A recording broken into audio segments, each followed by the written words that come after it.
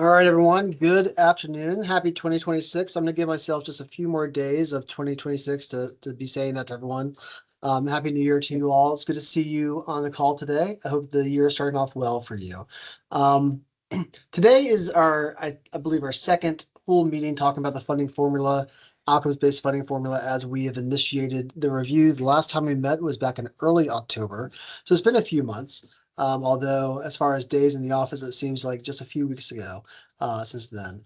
Today, before we call roll and get down that track, I just want to say that our intention with this meeting is to highlight some of what we've heard from this group, either in person in this meeting format here or out on the road, and what our next month or two is going to look like on how we take what we've heard and start thinking around how to implement that as potential changes in the outcomes-based funding formula. Before I go any further, I'm going to ask Rachel to call the roll. Oh, by the way, as she does that, if you are here representing a principal, please do say so. Thank you. Dr. Hardgrave, President Hardgrave. David Rusomano here for Bill Hardgrave. Chairman Watson, Chairman Bo Watson.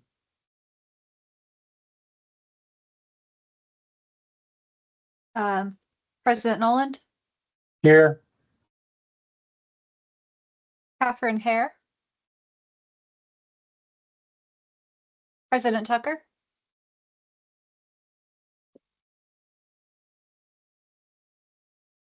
President Tucker, I think you were on mute. Second time is the right time. Present. Chancellor Tidings. Present. Chairman Hicks. Comptroller Mumpower. Lauren Spires here representing Comptroller Mumpower. Thank you. Jessica Himes. Commissioner Bryson. Here. Chairman White. Carly Bowers representing Chairman White. I apologize. Is this Chairman Mark White or Don White? Chairman Mark White. Thank you. Is there someone for Chairman Don White? President Licari? President Oldham?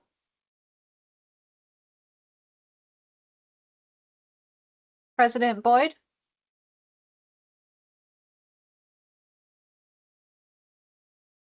Is no one here for, Dr. Martin, I think you're muted. Yes, Linda, it wouldn't let me off of mute. Linda Martin for President Boyd.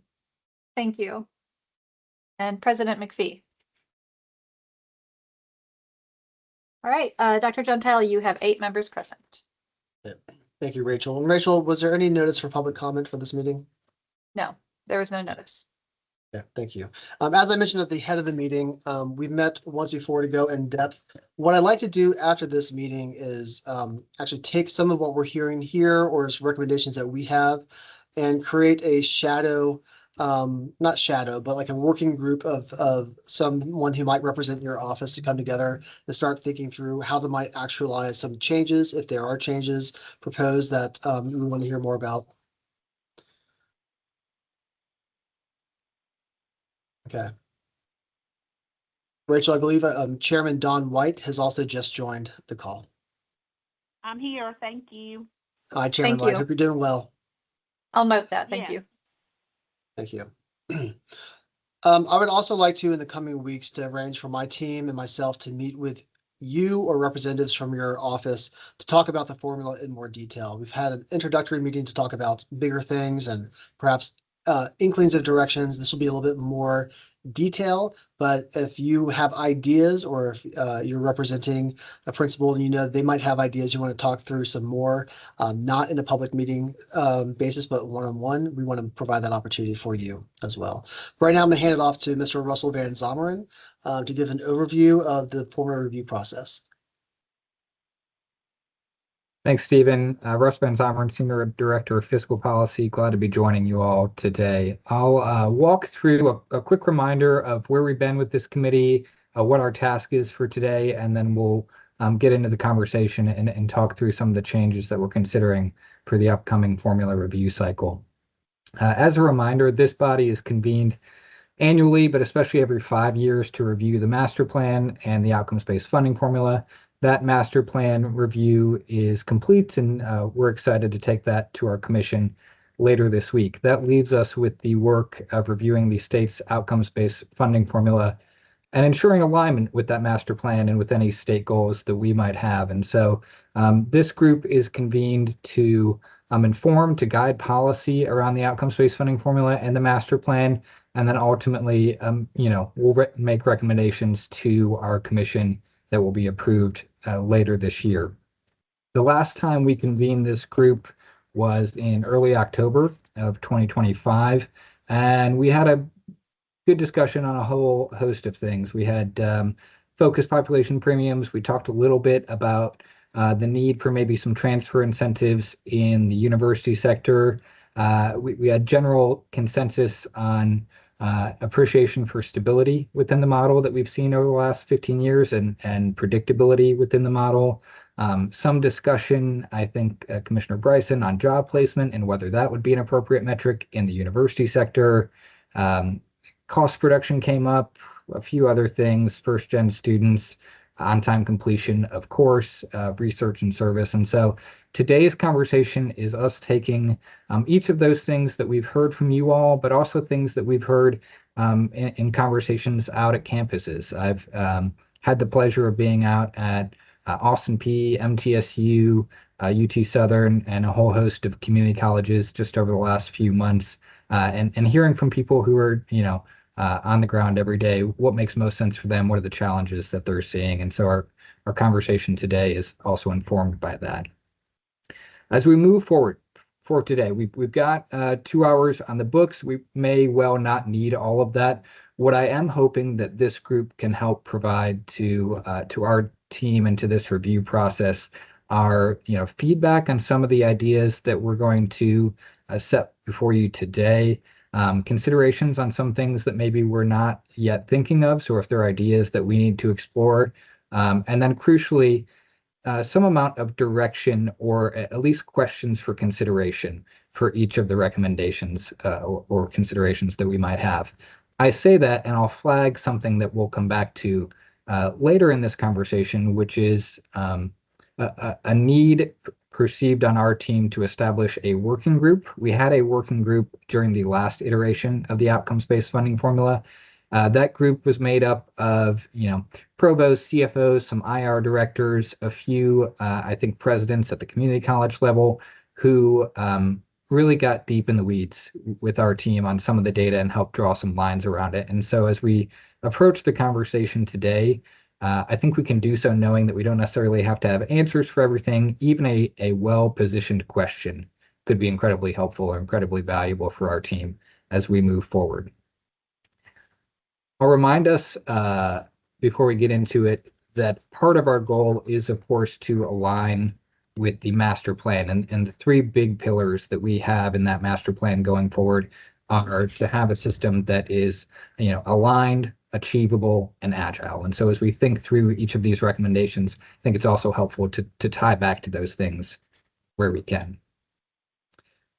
With that, I have items to talk through, but I also want to open the floor and not monopolize your time. If there are recommendations, considerations, starting points that you all think, we might go down this rabbit hole on a particular policy topic. Any items that are coming up that you want to discuss?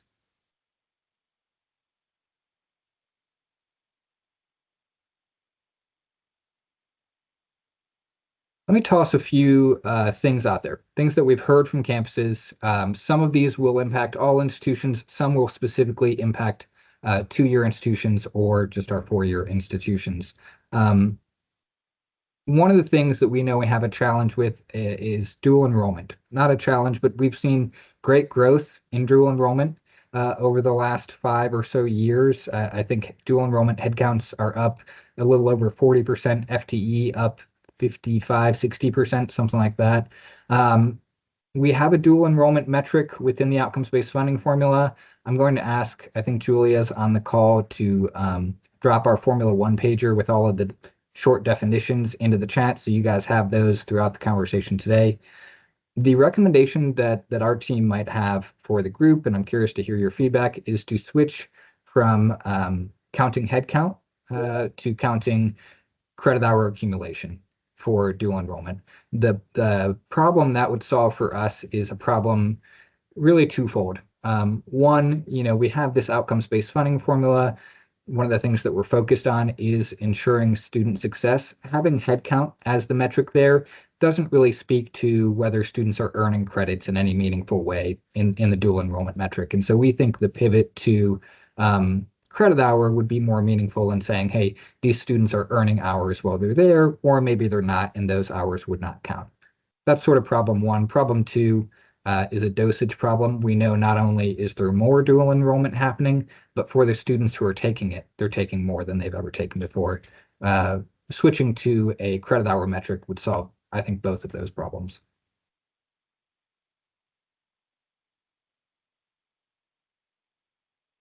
Any pushback or items of consideration? And again, if you have things that are deep in the weeds, we can take those to the working group and sort through it. It's not something we have to solve today. So as a highlight on that one, dual enrollment is an outcome right now in the community college sector. And it has been in the outcomes-based funding formula. It's not a university outcome.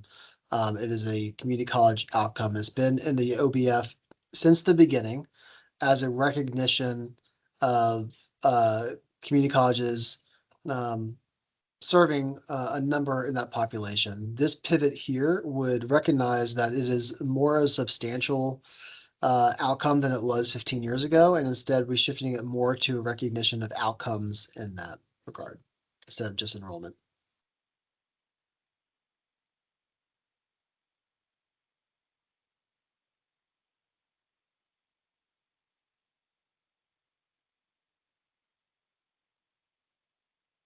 All right, hearing no concerns on that one. Great. I think we've got a good direction to go there. Let me toss another one out there that we've been thinking through, and this would impact all of our institutions. Currently, we have some of those focused population premiums, adult students, low-income students, students who are coming to school academically underprepared. One of those premiums, adults, that is applied across both the university and community college sector is currently set at students who are 25 or older at the time that they achieve that outcome, whether that's 30, 60, 90 on the university side, a bachelor's degree on the community college side, 12, 24, and 36 credit hours. Whenever that happens, if the student is 25 within that academic year, they receive bonus points. The challenge we have heard when we've been out on campuses, especially some of our community college partners, is that we spent a lot of time and effort bringing the reconnect age down from 25 to 23. It probably makes sense that if we are to recognize adults at 23 on one of our policy levers, the scholarship side, we might do the same on the outcomes-based funding formula side. The questions, considerations I have for this group, 23 at time of completion might also grab, for instance, a fifth-year senior completing a bachelor's degree. That may not be the intended target of something like an adult-focused population premium. So that's something I think we'd want to look through and make sure that we clean up in our data. Another one, there are measures of adult that aren't age-specific, right? Many of our students, for many intents and purposes, are experiencing life or experiencing college essentially as adult students, even well before they turn 23. To capture these students, we could consider looking at independent status on the FAFSA. If these students are able to file as an independent, we could also capture them as adults for our data system purposes. Do you have any guesstimate on how many additional students would be included if it went to 23? We're working on that now. Part of this, and this is one of the ones I would want to take to the working group to hash out. Part of this depends how we would define it. If we take the existing definition and just drop it down 2 years, like I said earlier, I expect we to have a good number of students who come in those fifth-year seniors at universities. We probably have a good portion of those.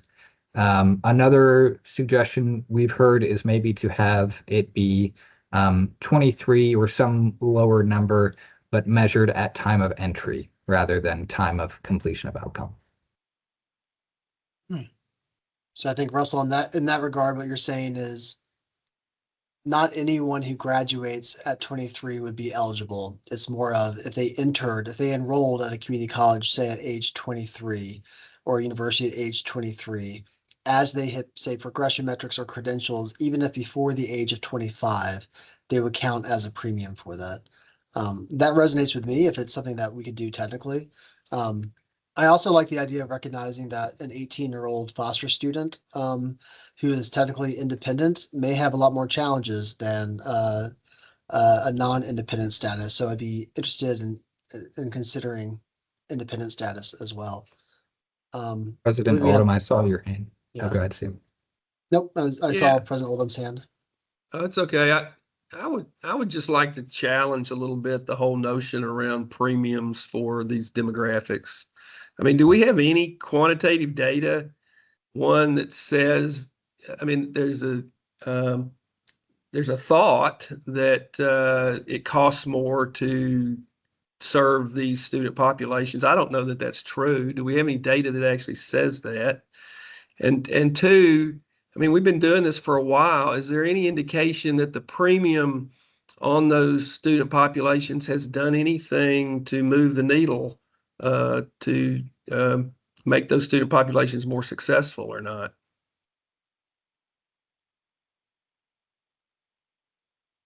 I don't have data ready on that, but those are exactly the types of questions I think we should be exploring. Well, Russell, didn't we have someone come in and evaluate the focus population premiums just recently?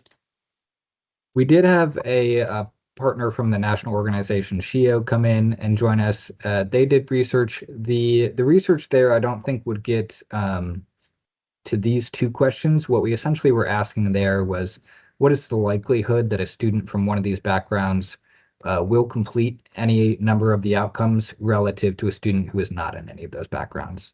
And we do see, many of the student populations are a little less likely to complete the outcome. In that sense, we're essentially mathematically adjusting for that reality with the focus population premiums. Okay. So then to get to President Oldham's point, then some further evaluation analysis if the focus population premiums are high enough, or even if they're even moving the needle whatsoever, then. Right. Okay. I think, Bernie, you had your hand raised, right? And then Dr. Martin. I did, yeah. Just want to underscore, I think President Oldham's question is a great one, and one we should have some answers to by the end of this process. And two, I just want to know if I think I saw Amanda from the THEC team on the call, just didn't know if the change in age and the age of reporting 25, 23, 24, if that causes any confusion, complication for any statewide reporting or other metrics. I know that I think FAFSA has an age for adult definition.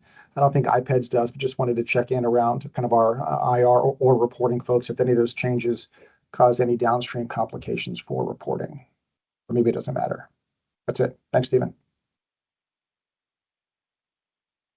Hey there, everybody. Amanda Cliffane, Chief Strategy Officer. I did want to just speak into, Bernie, the question you just raised. We would need to be really clear in definitions. We leverage birth date in some cases. We've also historically reported things as adults 25 and older. This has been an ongoing conversation, however, and so I think we'd be able to work in close partnership with a lot of our reporting entities and otherwise to ensure that there's clarity there. But I appreciate the question. I just wanted to say I too agree with President Oldham.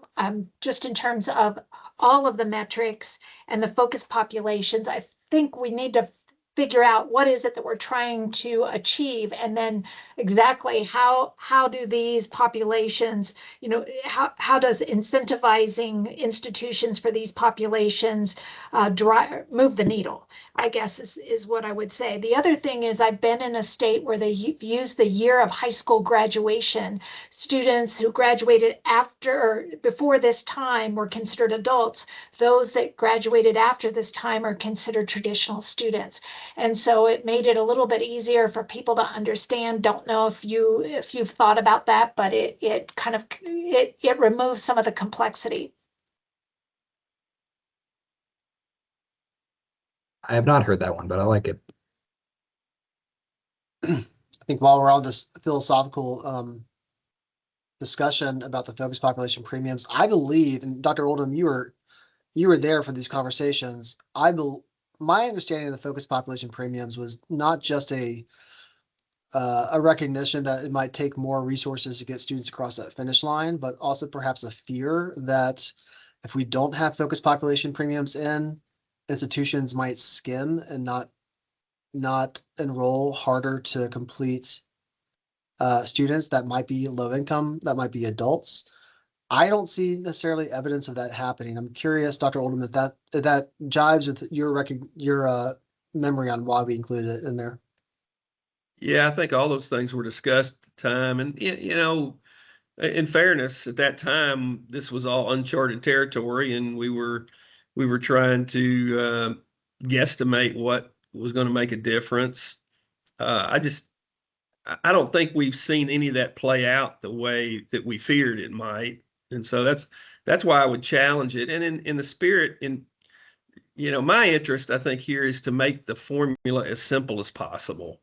Yeah. And I think we all will benefit the simpler we can make it.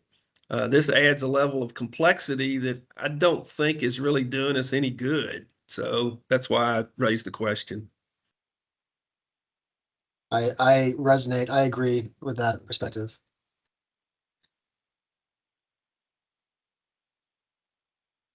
I don't know if I've shared it with this group, but very often I get a lot of recommendations on what should be included in the formula. And I always counter that with, great, what are we going to remove from the formula for that simplicity push too? So I welcome that look here.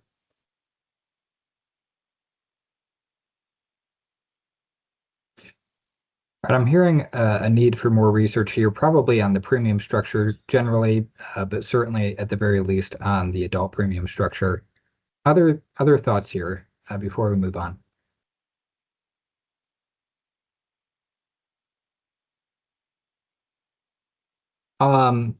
Knowing that we probably need to spend some time looking at the premiums, generally, I do still want to talk through some of the definitions that we have in place, and maybe the most robust conversation we could expect to have during the statutory review committee is on the workforce investment premium. And this is essentially the bucket of awards that the state is saying awards in these particular categories or buckets will be incentivized more so than your average award. Right now, that definition is STEM plus healthcare set at the 2-digit SIP level. We did this, we talked about this at the last meeting in consultation with the administration back in 2020, 2021, a noted interest for having a formula that is more aligned with workforce needs, and then of course, leaving the task of defining what exactly is in need for the workforce to this committee.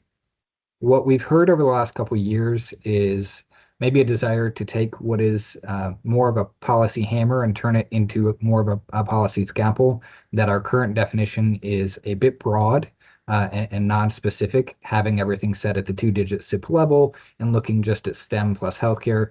Maybe we're missing out on some things. This is very much a topic that I expect we will have to bring that working group that I discussed earlier into the conversation and hammer out a lot of the specifics here. But I'm curious, at the 30,000 foot level for a workforce investment premium, what are the things that this body would want us to be looking into? How do you guys think about demand? We can look at growing occupations, we can look at labor demand, we can look at wages, we can look at a whole host of things to define this. I'm curious if you guys have preferences, thoughts, starting points here.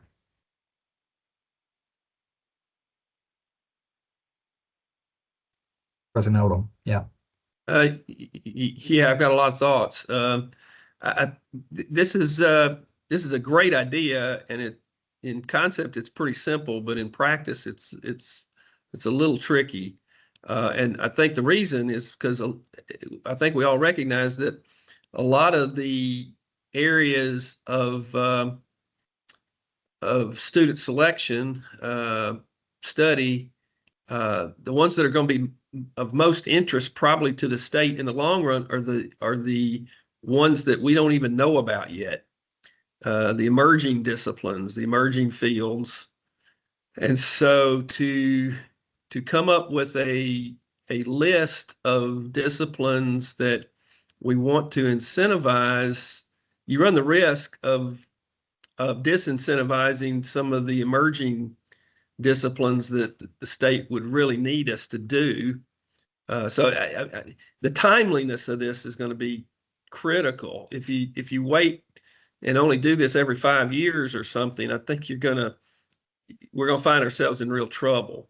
So there needs to be a way that this kind of list designation is negotiated pretty much on the fly, if that makes any sense. Otherwise, it's going to get stale and not be very useful. Yeah. I think, Go ahead. I was just going to say, I think that there's a group of high need jobs across the state of Tennessee. I think I agree with what was said previously about emerging fields, but I think there's some that we just can't produce enough within Tennessee to fill the need. And so those are definitely ones that would be in that core right now. But I think the flexibility of adding others in the future and maybe on a yearly basis would be very helpful.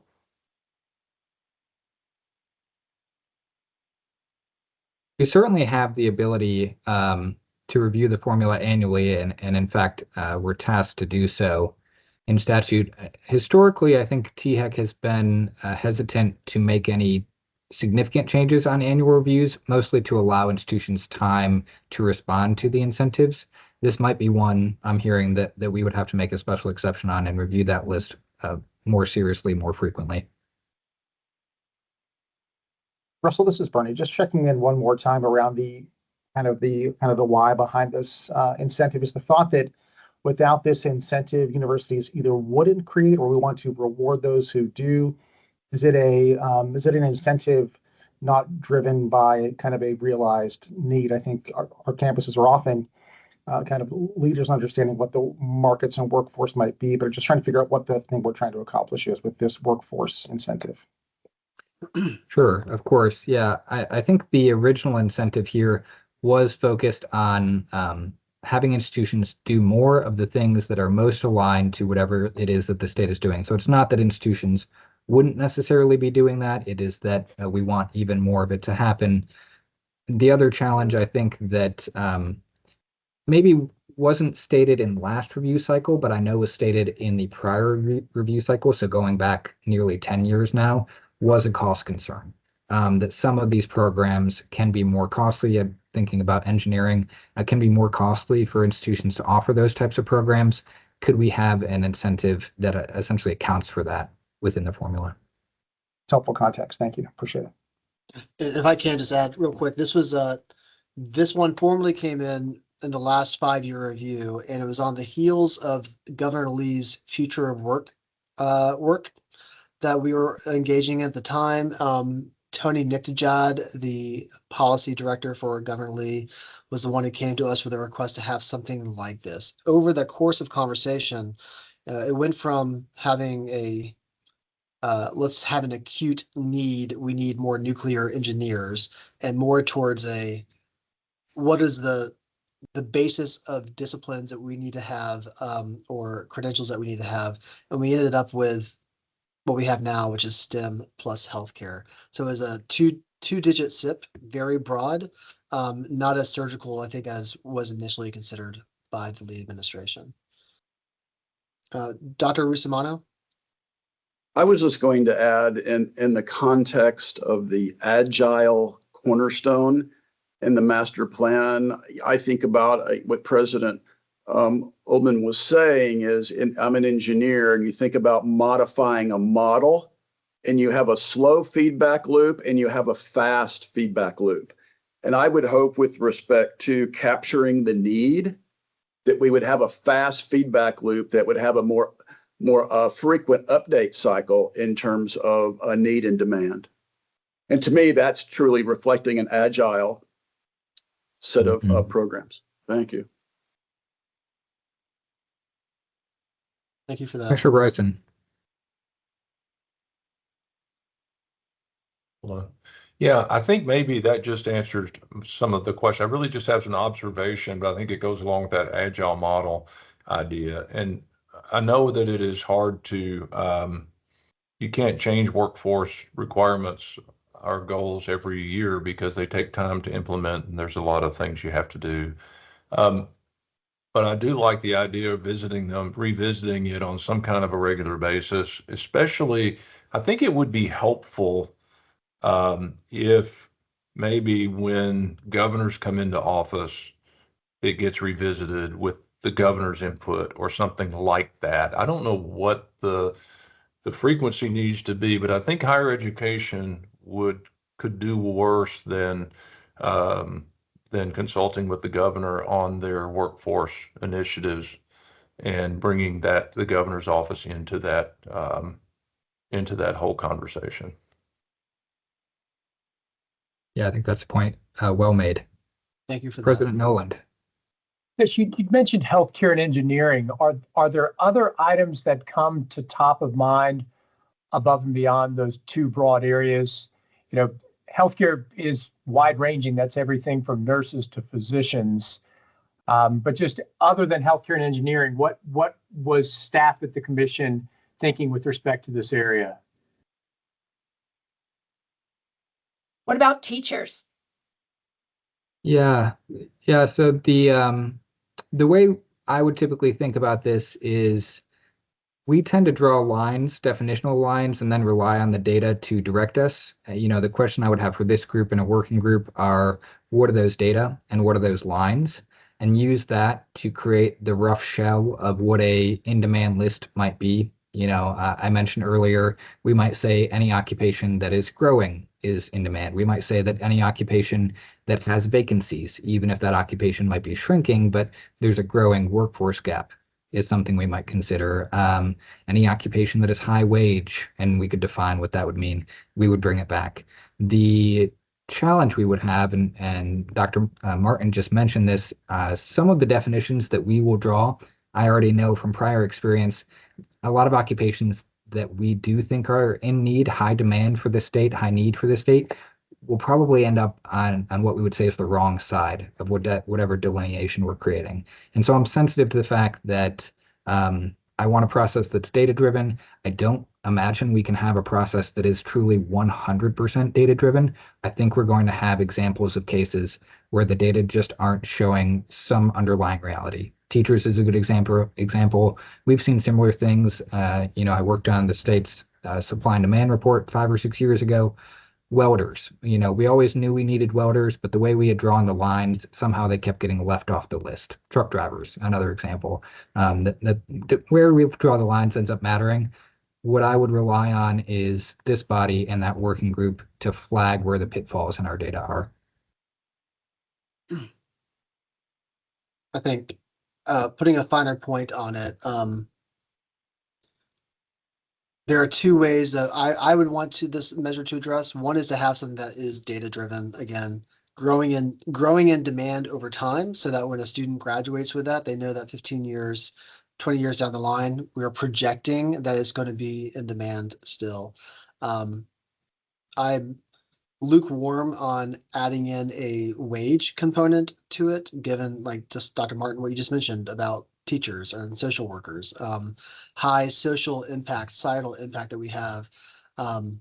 We cannot just let wage define that.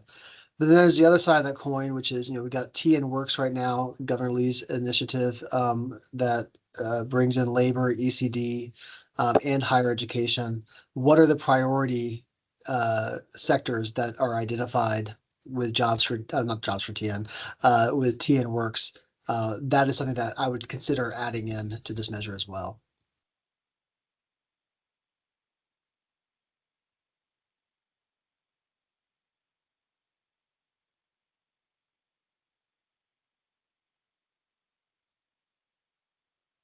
But what I do want this measure to be, and this kind of goes against what the point that was raised back in 2015 was. Back in 2015, it was a desire to have a premium to recognize the high cost of certain programs. I would want this to stay more so on our workforce needs these jobs. How can we incentivize it in that direction? President Oldham?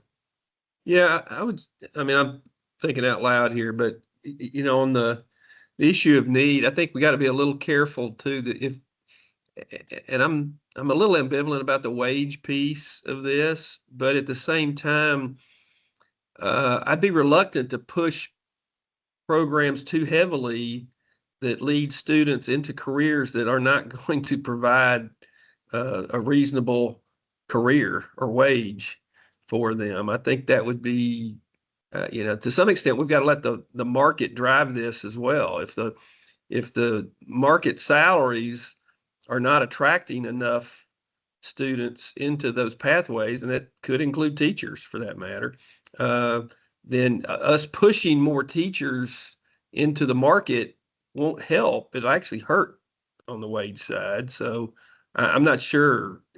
We need to be thoughtful of the economics of this. Okay.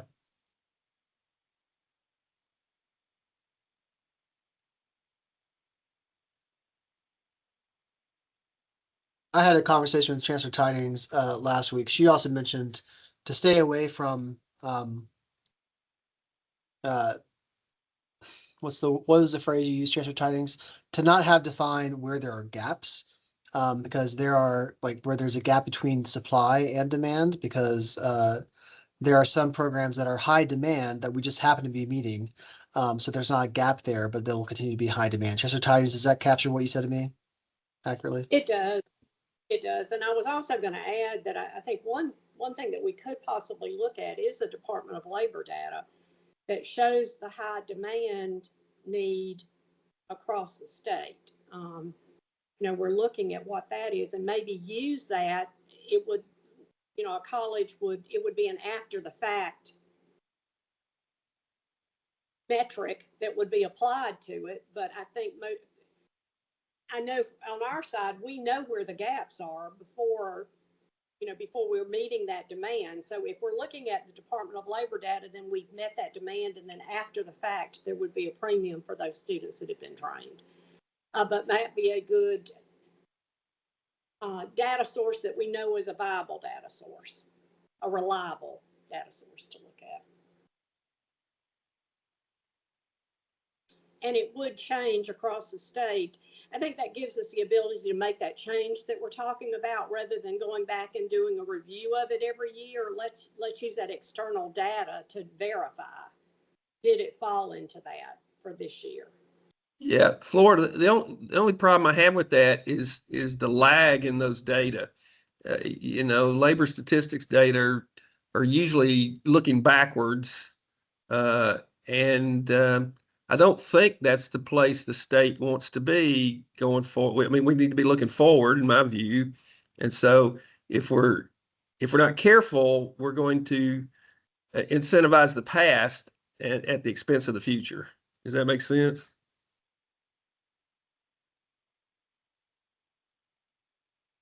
To some degree, yes, Phil, but I do want to give a plug to labor that they have really brought up the speed within which they are gathering that data. And they also have the ability now to gather data across state lines, which helps, I think, for many of us. So I think we're going to be lag training. And by the time we got the data to see whether or not the training that we had done fell into that need category, there may be a good match. I mean, we need to carefully look at that, but I think it might actually line up.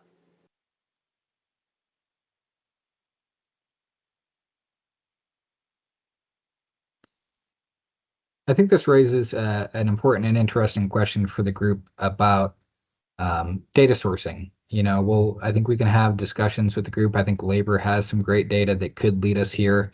I'm curious from the rest of you if there are other data sources that you look to help define the needs that you're seeing.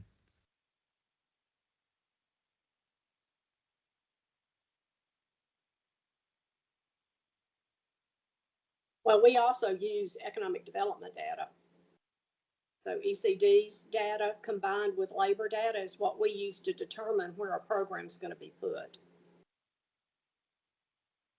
And then for some of it in fields such as nursing, for example, we're working closely with the major hospitals in the region to get a sense of what their gaps are, how many nurses they need in year 1, 2, and 3. So some of it is localized in nature just by virtue of the labor shed.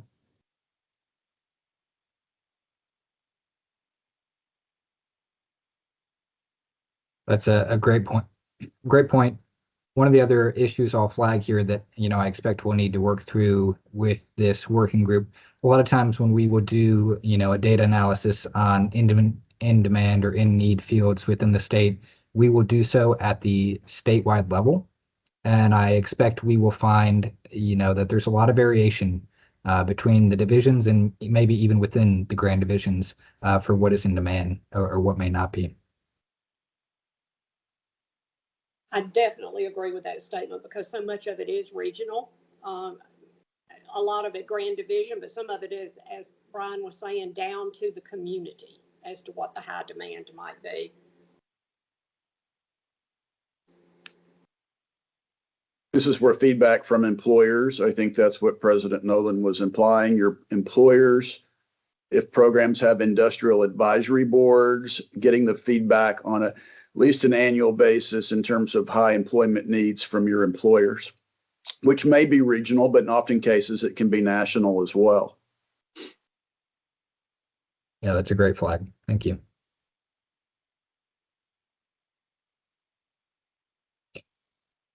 What I would like to do on this issue and maybe a few others, like I said, is convene that working group, hammer through some of these details with them. Hopefully they have a little bit of time on their hands with us over the next month or so, and bring back a more detailed, polished version of this, whatever adjustment we might make to this group for the next convening. Any concerns or considerations you would like us to take on the workforce investment premium to that group? Russell, this is Phil. I would suggest sitting down with your counterparts at ECD and really looking very carefully at who they're talking to, what they're hearing, the kinds of sectors that they're attempting to recruit to Tennessee, because those people are typically brutally honest about where they see the talent gaps and where they see the challenges. I think that would inform you better than labor statistics, to be honest. But we have a standing partnership with ECD and with labor. We do still produce a supply and demand report annually, and so I think we've got a lot of the legwork done there. I like the idea of reconvening that group around this issue specifically. I also want to be sensitive to the fact that a lot of the data that we collect in those areas may or may not capture what's happening in your regions, and that's where I want to make sure that we're doing our homework there. Let me move on. I know we spent some time here. Moving off of the workforce investment premium and on to another topic that we heard last time we were convened. One of the things, the pillars of the higher education system in Tennessee is this idea that students have some amount of seamless transfer, right? We outlined that in CCTA. I think we came back to it with Promise and Reconnect, really expecting that students can really start anywhere and go anywhere. One of the items that came up when we convened this group back in October is that there's an incentive for transfer in the community college side. There is not a similar transfer incentive on the university side. That is to say, outside of just having transfer students there and having them hit whatever progression metrics or bachelor's degrees that they might, there's no built-in incentive for institutions, universities to accept these students and help them succeed. I think there's ways that we could consider tackling that. I'm curious to hear again from this group to what extent you see this as an issue and what thoughts you might have on how to tackle it. So in essence, there used to be an incentive for transfer at the university sector, but it was transfer out, which was not necessarily what the state was looking to incentivize. I think the consideration on the table here would be some sort of way of capturing transfer in, that students who are transferring into universities receive some acknowledgement in the outcomes-based funding formula. So is there some problem we're trying to solve? I'm not aware of any university that's not trying to attract transfer students. So This is in part our to go hand in hand with our work to get rid of all the asterisks on the TTPs, the Tennessee Transfer Pathways, which we've made some headway in. We've made some lurching towards, but incentivizing complete seamless alignment between community colleges and universities. Those, what I would call hiccups in the TTPs, had gotten quite prevalent over the years. This would serve as like a formula incentive in the opposite direction of it. The other challenge I think we would be trying to solve, and this might not get at all of it depending on what solution we come up with, but would be credit loss. Ensuring that when students transfer, as much possible as is reasonably, or as much credit as is reasonably possible, is transferring with them. That's right.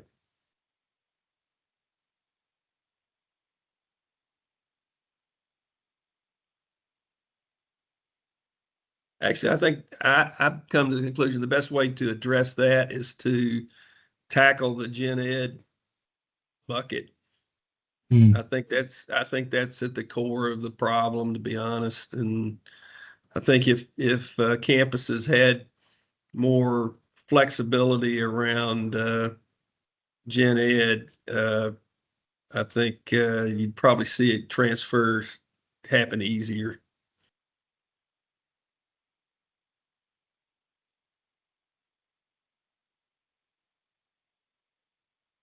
Easier than doing the formula change? Yeah, it's just I mean, we've made gen ed so rigid statewide, and that's where all your asterisks are, quite honestly, Stephen. And I think you know, giving campuses a little breathing room around gen ed to make it unique to their campus, but provide the fluidity of movement at the same time would solve a lot of these problems. I don't think the financial incentive will make a difference in any of those asterisks. That's my gut feeling. I don't think that'll move the needle at all. I think because there's fundamental academic reasons why some campuses feel strongly about that. And you got to recognize that and realize that you know, there's a big incentive to recruit any kind of student, transfer or otherwise, and that's, you know, tuition is covering about, you know, 70 or 80% of our budgets, most of us, and so you know, there's already a significant financial incentive to take transfer students. I don't think what we'd be doing here would make any difference. Thank you. Dr. Rusmano? Yeah. Forgive me for a moment with respect to the general education, but the state, THEC, does not specify that beyond the 32-hour requirement by SACs. Is that correct? I think I've asked this question before, and that was my answer. So I'm not sure that this is not a university or campus problem on the gen ed side of things versus something that's being put upon us by THEC. Am I off base here? There's actually a 41 credit hour requirement by the state for general education, and that's what's built into the transfer pathways. I was told that's not true. I was told that it's just a 32-hour requirement based on regional or now institutional accreditation, SACs, because I've asked this very question as a relatively newcomer back to the state of Tennessee. So if I'd like clarity on that, because I've asked about the 41 hours and I said, I've been told that's not a state requirement, only the 32 hours to meet SACs accreditation or institutional accreditation.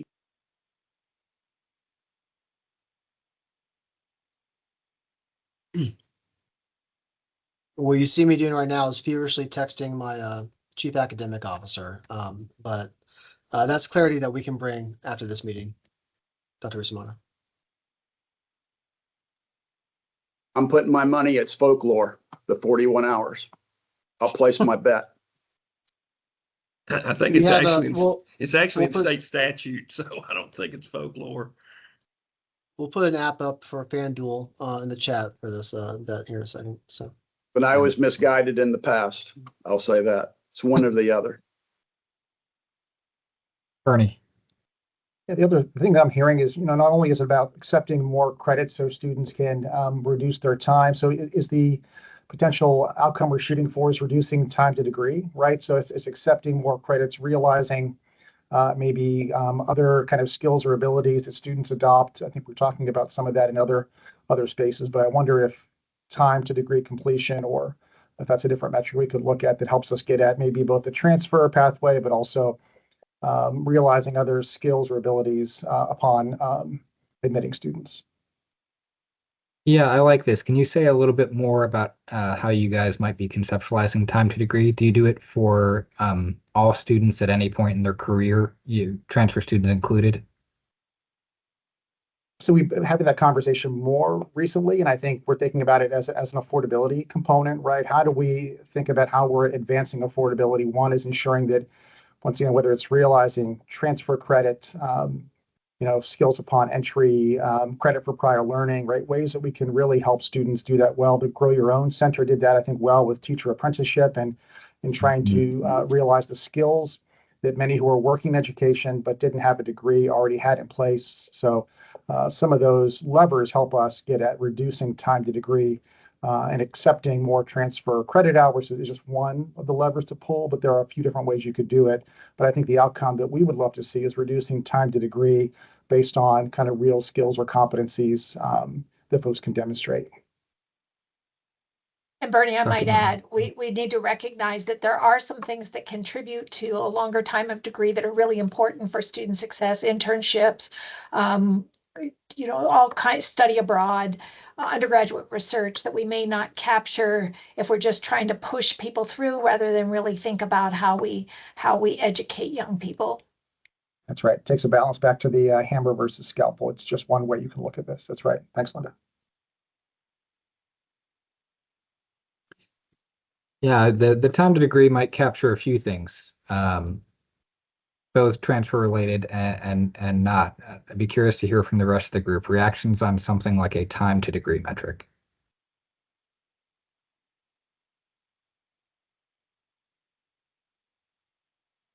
Well, is that not already embedded in the 30, 60, 90, 120, and then the degree calculations? I don't think it really matters how long it takes a student to get from point A to point B, as long as they're making progress. We just had a discussion around transfer students for whom time to degree is somewhat of a very different discussion. So, the metric is move students through the pipeline.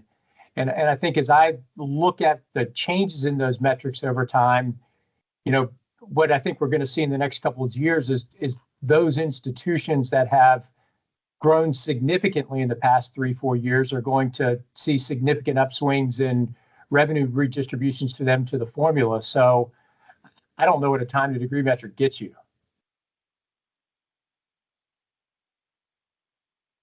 Yeah, I appreciate the feedback. Each one of those outcomes is time agnostic. So that would be the challenge.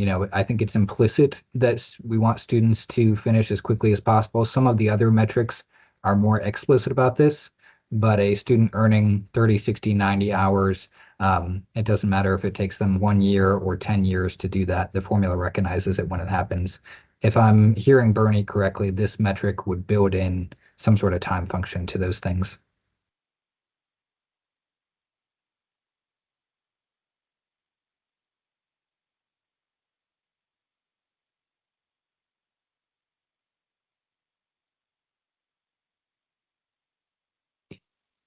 Back on the original Not to belabor question. the point on the transfer pathway, but I just looked it up also. And the statute, I think, is in the context of a transfer pathway.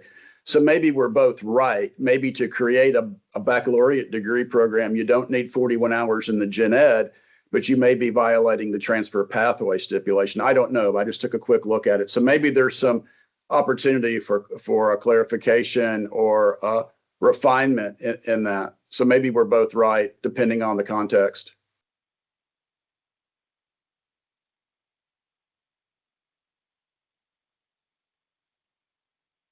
Thank you. Thank you. Back to the question on transfer. You know, in theory, we're working to make a system that's more aligned, that is more achievable. Those are things we're laying out in our master plan. I'm hearing kind of a mixed review on whether adding any more transfer incentives as a pull mechanism on the university side would actually help us accomplish that. Is that fair, or are there voices out there that still have interest in exploring this further?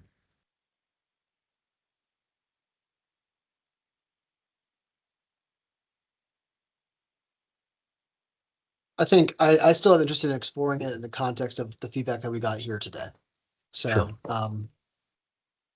Sure. I do think that seamless transfer is a challenge, whether it's for what President Oldham brought up or others.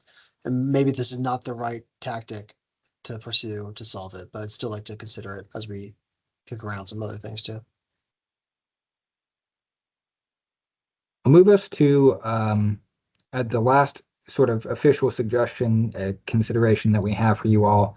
Stephen mentioned at the start of the meeting, we're always interested in what folks have in terms of adding to the formula. We are perhaps more interested in what people have for removing from the formula. And one of the metrics that I think we would like this body to consider for removal is the awards per 100 FTE or degrees per 100 FTE on the university side. The case here is, you know, two or threefold. Of course, we're looking to simplify the formula where we can. There are also some data challenges with this metric that we think have, you know, introduced a level of noise to the formula that is maybe a bit unfair to some of our institutions, depending on timing. And the point I'll make there, you know, the awards per 100 FTE metric or degrees per 100 FTE metric is meant to be an efficiency metric, meant to capture students who don't fall into that first-time full-time freshman cohort for graduation rate. In actuality, what we're doing is we're taking, you know, the total number of awards, undergraduate awards, divided by the total number of undergraduate FTE, both for this year. And so if you're an institution that is growing their FTE, your awards per 100 FTE is often going to shrink. Conversely, if you're an institution that's shrinking, your awards per 100 FTE will increase. The timing aspect introduces, like I said, a noisiness here that we feel like maybe isn't always accurately capturing what we're seeing at an institution. On a longitudinal data set, it probably gets us close, but year over year, we find it may not be that helpful. Curious to hear from you all if that's been your experience with this metric, if anybody wants to make a case for keeping these in there, or any thoughts from the group.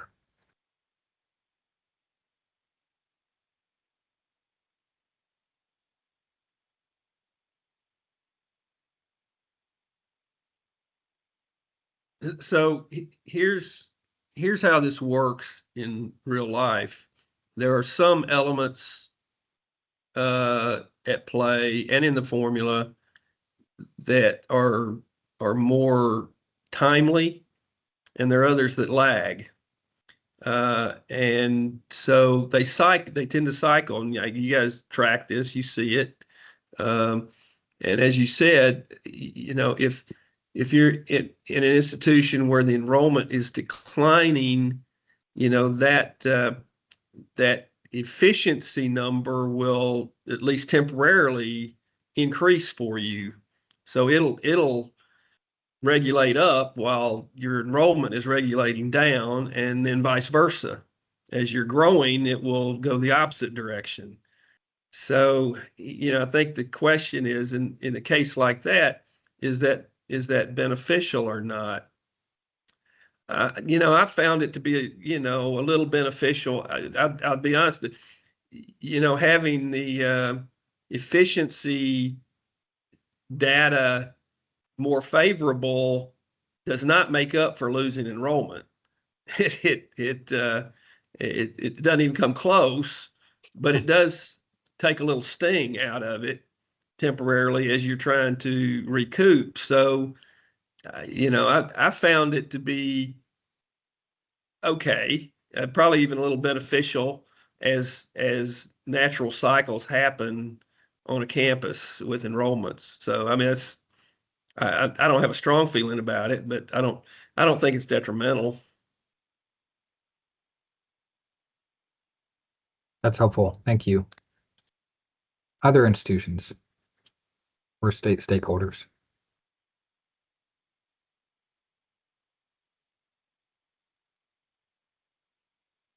I concur with President Oldham's comments. Okay, thank you.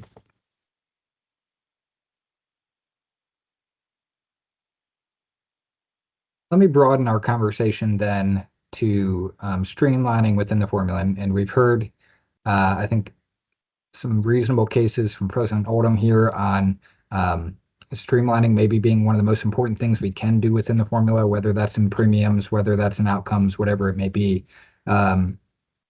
I'd like to hear from this group, what are the things in the formula that could be streamlined? One that we've kicked around are the progression metrics. There are 6 of them in total. Is there a way to measure progression, timely progression towards a degree, but that doesn't require so many metrics, or that could do this more simply? Or are there other metrics in the formula that could be simplified or eliminated?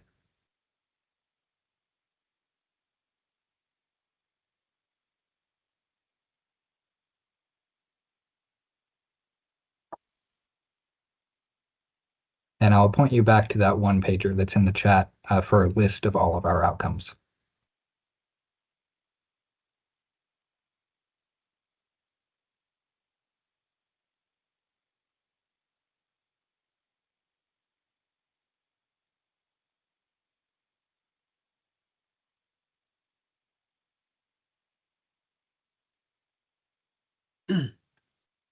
I'll start off here. When I'm thinking about how effective it is to communicate this outcomes funding formula to, say, legislators or to Commissioner Jim Bryson and others, the amount of focus that we have as far as outcome numbers go to progression metrics, I think can be simplified. Maybe it's one progression metric that's half the way towards an associate or bachelor's degree, or 2/3 or what have you. Still give that incentive, but it makes it easier to follow as a stakeholder. That stands out to me.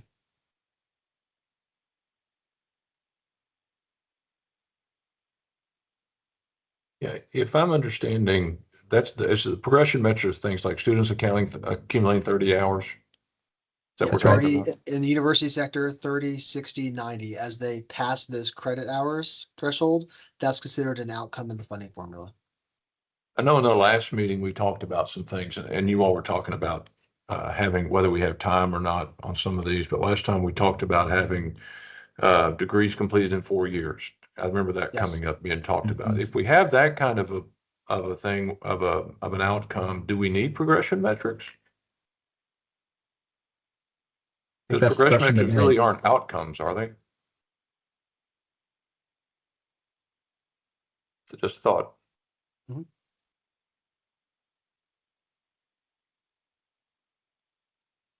Was it part of the motivation there to reward innovative retention strategies? I mean, if you look at, 1-year retention can be particularly challenging for some institutions.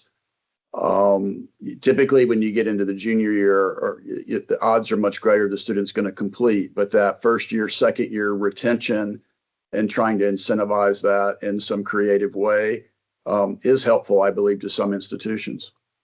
Yeah.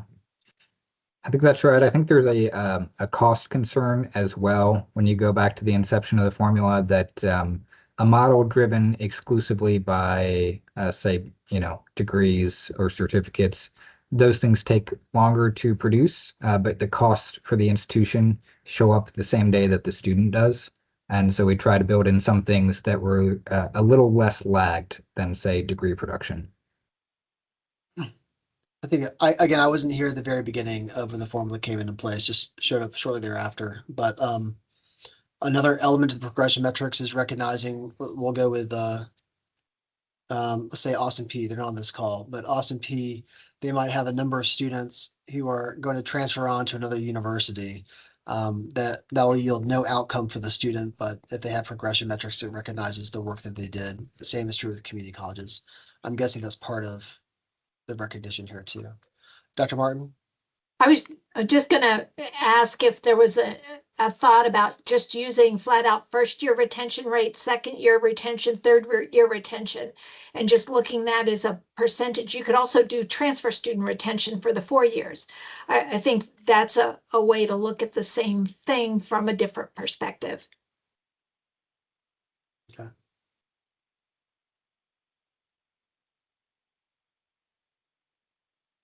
I like about those. Historically, I think overseers of the formula, THEC has been hesitant to add too many rates to the formula. Every rate by definition is hard capped at some number, 1 or 100, whatever it may be. And so institutions can grow those things, but there's a cap to it. The other elements that we put in the formula, there might be a functional cap, but in theory, they could be infinite. Well, one of the things that I think too is we have to not just think linear, it's curvilinear, because the closer we get to 100, the harder those incremental changes are.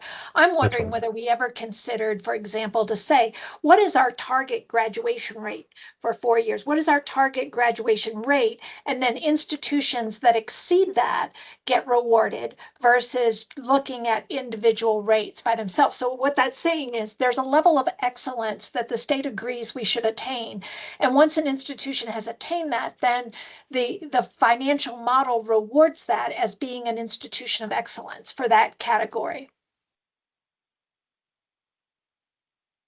Yeah, I like that. We've heard similar things, and I think that's more closely aligned with how, say, Florida does outcomes funding. I know he's not on this call today, but President McPhee has also asked us to look into that as well. So like a benchmark model, at least for graduation rates. And I think one element just to consider is the recognition that the incoming class of all institutions are not created equally. And for those institutions for whom the average ACT score is a 28, their projected retention rate is going to be very different than those for whom it's a 19. I recognize the importance of why it's done the way it is, because by going 30, 60, 90, that it doesn't matter if it's a transfer student or not, they're going to count as it moves through the threshold. I'll reiterate my 8-year long-standing suggestion, which is we do something to recognize cost of production. It costs a whole lot more to produce an engineer than it does a political scientist. And that's nowhere to be found in any of this. And that's coming from President Nolan, the, I believe, political scientist, right? Correct. I'll always be self-deprecating. Thank you for that. What other items do you all have on streamlining or eliminating?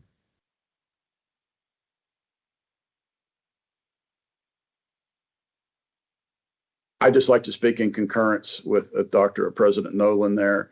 I do believe that getting away from the 30, 60, 90 may reward your incoming class versus the efforts around helping the student improve their likelihood of success.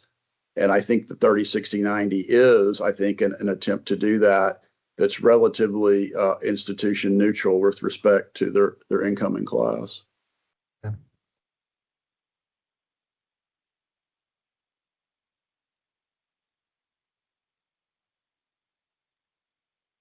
Great.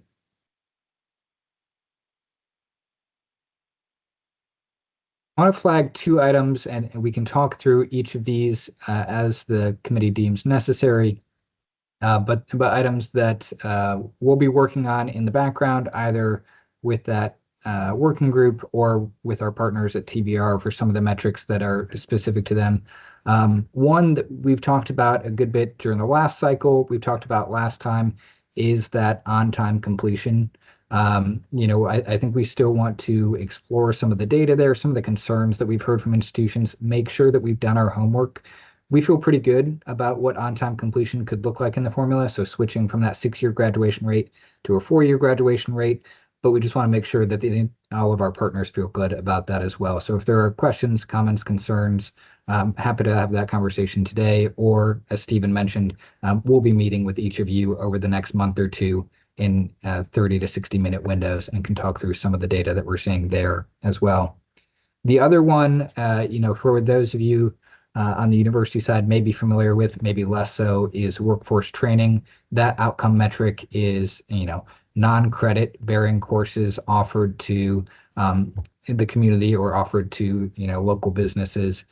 We will work with TBR and those workforce training leaders to make sure that those definitions still apply to all the work that we're doing and bring any recommended changes back to this body before we bring it to the commission.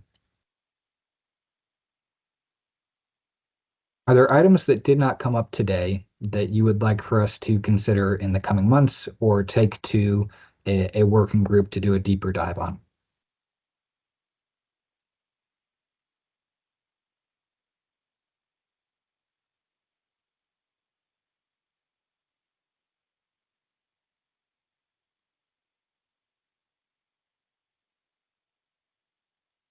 Hearing none, let me spend just 90 seconds walking you through what's going to happen next, and then, the rest of this time is yours. So I mentioned we'll be reaching out to schedule time one-on-one with each of you. We will also be reaching out to ask for a representative or two from each of your institutions or agencies, committees, to serve on that review committee that'll really do a deeper dive with us on things like the workforce investment premium, changing adults, any of these definitional things that we really need to dig into the data on. So we'll ask you guys to submit 1 or 2 people to serve on that committee with us. We'll convene that working group within the next month or so. I'm hoping we can have them together in early February, and then if needed, again in late February, early March. I'd like to reconvene this body in mid-March. We're looking at dates. We will, of course, try and stay off of days where we have activity over at the legislature. And then still hoping to have all of our recommendations to the committee, ideally in May, if not no later than July. Questions, comments, concerns about that timeline or next steps? Great. Well, thank you all for your time. You have our contact info. Really appreciate your feedback and your insights here as we continue to improve the formula. Thanks, y'all. Thank you, Russell. Thank you all.